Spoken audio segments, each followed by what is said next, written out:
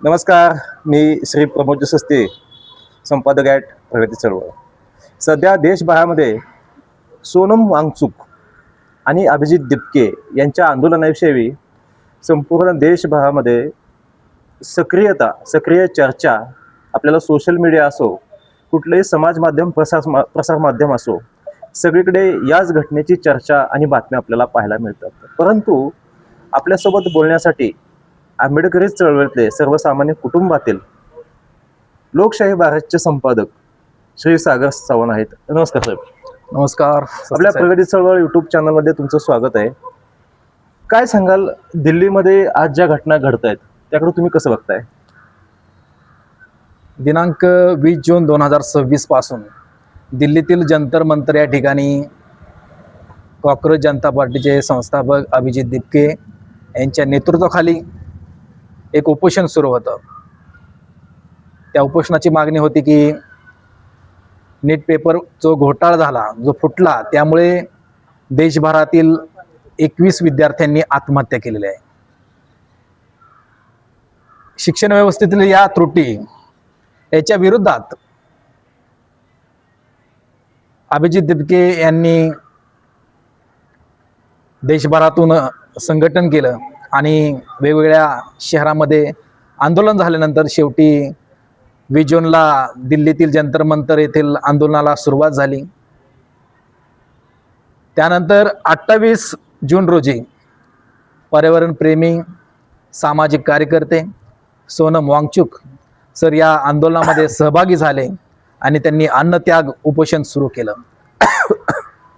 हे अन्नत्याग उपोषण त्यांचं जवळजवळ 21 दिवस सुरू होतं आणि 21व्या दिवशी म्हणजे 18 जुलै 2026 रोजी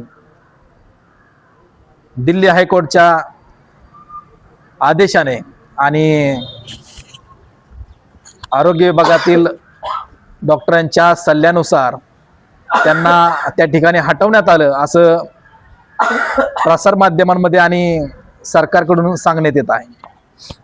दिल्लीतील एका हॉस्पिटलमध्ये सोनम वांगचुक यांना ठेवण्यात आलेलं आहे.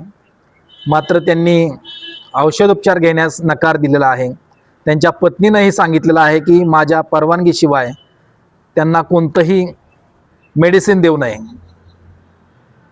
आणि ते हॉस्पिटलमध्ये आहेत. सोनम वांगचुकही विनंती करत आहेत की मी या ठिकाणी कोणताही औषधोपचार घेत नाही, तर मला का ठेवण्यात येत आहे. त्यानंतर अभिजित दिपके यांनी हे त्या ठिकाणी अन्नत्याग उपोषण सुरू केलं होतं. मात्र आज सोनम वांगचुक यांच्या सल्ल्यानुसार त्यांनी आपलं जे अन्नत्याग उपोषण आहे ते मागं घेतलंय. मात्र मोर्चाचं नेतृत्व ते दिल्ली या ठिकाणी करत आहेत. दिल्लीमध्ये लाखोंच्या संख्येने विद्यार्थी असतील, नागरिक असतील, हे रस्त्यावरती उतरलेले आहेत. सकाळी आपण पाहिलं असेल आणि संसद भवनाच्या अलीकडेच असणारे म्हणजे जंतर मंतर पासून 1 किलोमीटरच्या अंतरावर असलेलं केरळ भवन आहे. त्याच ठिकाणी दिल्ली पोलिसांनी बॅरिकेड्स टाकून मोर्चा अडवण्यासाठी तयारी केली होती. आता आपण थोड्या वेळापूर्वी पाहिलं, काही आंदोलक आहेत, काही तरुण आहेत, त्यांच्यावरती अगदी सामूहिकरित्या लाठीचार्ज करण्यात येतोय. तरुणांमध्ये, विद्यार्थ्यांमध्ये एक वेगळा आक्रोश दिसतोय. काय वाटतं, हे आंदोलन आहे त्याच्यामध्ये काल आपण आदित्य ठाकरे असो किंवा अनेक वेगवेगळे नेते, राजकीय पक्ष आहेत, त्यांची सुद्धा एंट्री झालेली आहे. ह्याला राजकीय वळण लागेल का? राजकीय वळण लागेल नाही. एक विरोधी पक्षाची ही भूमिका असते की देशामध्ये ज्यावेळेस काही घटना घडतात आणि सरकारला त्यावेळेस समाजामधून जबाबदार धरलं जातं आणि सरकार त्या घटनेला जबाबदार असतं. जे देशाचे शिक्षण मंत्री आहेत धर्मेंद्र प्रधान, हे आता शिक्षण मंत्री आहेत केंद्रीय, आणि शिक्षण मंत्री असताना या देशामध्ये नीट पेपर घोटाळा झालेला आहे. हा पेपर फुटल्यामुळे लाखो विद्यार्थ्यांचं नुकसान झालंय. जे विद्यार्थी अनेक वर्ष जे अभ्यास करत होते त्यांचं नुकसान हे भरून निघणार आहे. याचा धक्का म्हणून देशभरामधून 21 विद्यार्थ्यांनी आत्महत्या केलेल्या आहे. या 21 विद्यार्थ्यांच्या घरातील आक्रोश हा खूप भयानक आहे. घरातील एक सदस्य जातो तेव्हा त्याच्या भावना हे घरातील कुटुंबातील सदस्यांनाच माहीत असतात. त्यामुळे हे त्यांच्या भावना ही उद्रेक झालेला आहे आणि या भावना उद्रेक झाल्यामुळं लाखो विद्यार्थ्यांचं नुकसान झाल्यामुळं आज देशभरामधून सरकारच्या विरोधात संतापाची लाट आहे. त्यांची एकच मागणी आहे, फक्त एकच मागणी आहे की हे देशाचे शिक्षण मंत्री धर्मेंद्र प्रधान यांचा राजीनामा घेतला पाहिजे आणि त्यांनी राजीनामा दिला पाहिजे. शिक्षण मंत्री धर्मेंद्र प्रधान यांची ही नैतिक जबाबदारी आहे, ओळखून त्यांनी राजीनामा दिला पाहिजे. निश्चितपणे धर्मेंद्र प्रधान यांची ही नैतिक जबाबदारीच आहे आणि त्या विरोधात जे आंदोलन चाललेलं आहे ते सुद्धा संविधानिक मार्गानेच चाललेलं आहे. परंतु काल आपण पाहिलं एका महिलेनं अभिजित दिपके यांच्यावरती शाई फेक केली आणि आता थोड्या वेळापूर्वी म्हणजे साधारण 10 ते 15 तासापूर्वी त्यांची एक बाईट पडली की मी स्वतः कट्टर सनातनी आहे. अभिजित दिपके यांच्या माध्यमातून प्रभू श्रीरामचंद्र सीता यांच्यावरती काय आक्षेपार्ह वक्तव्य केली गेली असं त्या महिलेचं म्हणणं येत आहे. मग नेमका हा प्रकार काय आहे की म्हणजे एक आपण बघतोय की राज्यात आणि केंद्रामध्ये भारतीय जनता पार्टीचं हिंदुत्ववादी सरकार आहे. ते हिंदुत्ववादी शासन जे आहे त्याच्या विरोधात त्या महिलेच्या म्हणण्यानुसार दलितांचं आंदोलन म्हणजे हे आता जे अभिजित दिपके ज्या आंदोलनाचं नेतृत्व करतायत त्याला एक म्हणजे सवर्ण विरोधात दलित किंवा हिंदू विरोधात इतर असं काही ध्रुवीकरण ह्याच्यामध्ये असण्याची शक्यता असू शकते का? मला तसं वाटत नाही, कारण तो मुद्दा आहे तो शैक्षणिक मुद्दा आहे. त्याच्यामध्ये नेमकंच त्या ठिकाणी म्हटलं गेलं असं श्रीरामावरून, पण हे सरकार जे आहे श्रीरामाच्या नावावरून सत्तेमध्ये बसलेलं आहे. हिंदुत्ववादी मुद्द्यावरून ते सत्तेमध्ये बसलेलं आहे. देशभरामध्ये हिंदूंची संख्या खूप आहे, त्यामुळेच वेळोवेळी श्रीरामाचं नाव घेतलं जातं, लोकांना भावनिक केलं जातं. त्यामुळे या जे हिंदू आहेत ते लोक या सरकारकडे आशेनं बघतात. मात्र हे घडत असतानाच सरकारची जबाबदारी सरकार टाळत आहे. हे जे आंदोलन आहे शैक्षणिक मुद्द्यावर आहे, हे धर्माच्या मुद्द्यावर नाही. आता ह्या आंदोलनावर असं वाटतं मला की ह्या देशामध्ये धर्म संकटात नाही तर देशातील शिक्षण व्यवस्था संकटात आहे. लाखो विद्यार्थी अभ्यास करत आहेत आणि हा पेपर फुटतो. काही पैशाच्या विक्रीमध्ये हा पेपर फुटला जातो. साहजिकच सामान्य घरातील जे विद्यार्थी असतं त्यांचं नुकसान होतं. हे नुकसान भरून निघणार आहे. त्यामुळे सरकारनं या आंदोलनाची दखल घ्यावी असं मला एक पत्रकार म्हणून वाटतं. एकंदरीत जर बघितलं तर भारतीय जनता पार्टीचं जे शासन राज्यातलं आणि केंद्रातले आपलं शिक्षणामध्ये जे नीटच्या बाबतीत घटना घडलेल्या आहेत, त्या शिक्षण व्यवस्थेतलं जे अपयश आहे ते झाकण्यासाठी पोलीस प्रशासनाचा वापर करून हे आंदोलन मोडीत काढण्याचा प्रयत्न करतंय का? तसं नाही. काही गोष्टी असतात ते अटकावत आणण्यासाठी पोलिसांना त्यांचं काम करावं लागतं. मात्र हे आंदोलन आहे हे शांततेच्या मार्गाने सुरू आहे. हे विद्यार्थी आहेत, उच्च शिक्षित विद्यार्थी आहेत. हे कोणतंही संविधानाच्या विरोधामध्ये लोकशाहीच्या विरोधामध्ये कोणतंही पाऊल उचलत नाहीत.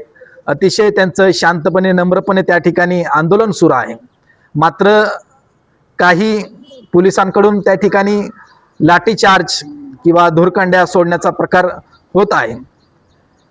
ते वेळोवेळी ते एक कारण देतात की जमाव अटकावून आणण्यासाठी, म्हणजे जो पांगतो जमाव त्याला नियंत्रण आणण्यासाठी अशा कारवाई केल्या जातात. मात्र त्या ठिकाणी अतिशय संयमाने हे आंदोलन सुरू आहे. त्यामुळे पोलिसांनीही या आंदोलनाची दखल घेऊन कोणत्याही त्यांच्यावर लाठीचार्ज करू नये असं मला वाटतं. निश्चितपणे आपण पत्रकारितेच्या माध्यमातून आपल्या भूमिका मांडत असतो आणि आज प्रगती चळवळीवरती आपण अतिशय स्पष्ट मत सांगितलं की हे आंदोलन जे आहे ते संवैधानिक मार्गाने चाललेलं आहे, शांततेच्या मार्गाने चाललेलं आहे आणि विरोधी पक्ष जे आहे ते आपली भूमिका ठामपणे न बजावल्यामुळेच एवढं मोठं आंदोलन हे देशातनं उभं राहत आहे. काय वाटतं, अण्णा हजारे जे आहेत त्यांच्या माध्यमातून आम आदमी पार्टीचा जो उदय झाला त्याचीच पुनरावृत्ती कॉक्रोच जनता पार्टी आणि येणाऱ्या काळामध्ये भारतीय शेवटी सगळं जे येतं ते सत्ताकारणाकडे येतं. कॉक्रोच जनता पार्टी भारतीय जनता पार्टीला समांतर पक्ष म्हणून देशामध्ये उदयाला येतोय का? आपण पाहिलं तर हे आंदोलन आहे ते जनतेमधून उठावाने तयार झालेलं आहे. याला राजकीय म्हणता येणार नाही. कारण की सुरुवातीलाच सामान्य घरातून ज्या आलेल्या अभिजित दिपके यांनी सोशल मीडियावर एक अकाउंट काढलं आणि त्याला कॉक्रोच जनता पार्टी नाव दिलं. त्याला कारणही तसंच होतं. देशाचे सर्वोच्च न्यायालयाचे न्यायाधीश न्यायमूर्ती यांनी या देशातील बेरोजगार तरुणांना झुरळ असं म्हटलं की झुरळाप्रमाणे हे वाढत आहेत.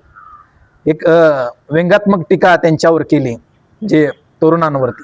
त्यामुळेच त्याचा परिणाम म्हणून, त्याचा निषेध म्हणून अभिजित दिपके जे अमेरिकेमध्ये शिक्षण घेत होते त्यांनी कॉक्रोच जनता पार्टी काढली आणि त्याचं अकाउंट सोशल मीडियावर काढलं. तर बघता बघता याला देशभरामधून जवळजवळ 2 कोटी फॉलोअर्स झालेले आहेत. आपण मध्यंतरी पाहिलं तर त्या चॅनलवरही त्यांच्या अकाउंटवरती बॅन आणण्यात आलं होतं. मात्र लगेच तो बॅन काढण्यात आला. आणि सुरुवातीला कोणत्याही राजकीय नेत्याने या आंदोलनाला पाठिंबा दिला नव्हता. आपण पाहिलं हे जनतेमधूनच त्याचा आक्रोश दिसून येत होता, जनतेमधूनच उठाव दिसून येत होता. आणि जनतेमधून झालेलं हे आंदोलन नंतर विरोधी नेत्यांची ही जबाबदारी असते. त्यामुळे ते त्यांची जबाबदारी पार पाडत आहेत. त्याला समांतर पक्ष म्हणजे भाजपला या देशामध्ये विरोधी पक्ष हा मोठा म्हणजे राष्ट्रीय काँग्रेस पार्टी, त्याचं नेतृत्व करत असलेले राहुल गांधी यांनीही संसदेमध्ये आवाज उठवला या विरोधात. राहुल गांधी मात्र आपण बघतोय की कुठेतरी एका ठिकाणी एक महिला आणि एक मुलं आहेत त्यांच्यासोबत त्यांचे व्हिडिओ व्हायरल होताना दिसत आहेत आपल्याला. म्हणजे राहुल गांधी या आंदोलनामध्ये का सक्रिय नाहीत हा एक महत्त्वाचा प्रश्न आहे. त्याकडे कसं बघताय तुम्ही? ते आंदोलनामध्ये जरी सक्रिय नसले तरी त्यांनी संसदेमध्ये याविरुद्ध आवाज उठवलेला आहे, सरकारला धारेवर धरलेला आहे. त्यामुळे जे प्रत्यक्ष जरी मैदानात नसले तरी मला वाटतं की त्यांनी संसदेमधून एक लोकसभा सदस्य म्हणून आवाज उठवलेला आहे.